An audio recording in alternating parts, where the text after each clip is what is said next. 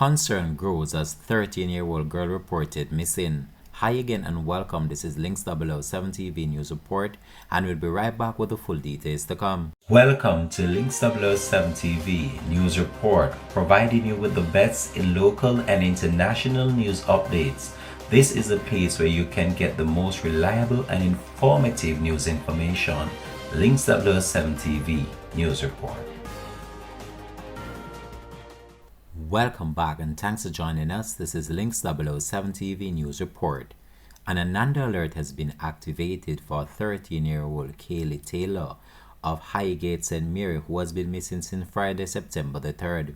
She is of dark complexion, slim built, and about 163 centimeters or 5 feet 4 inches tall.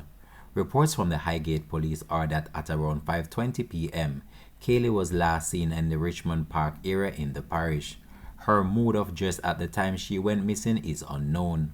All efforts to locate her have proven futile.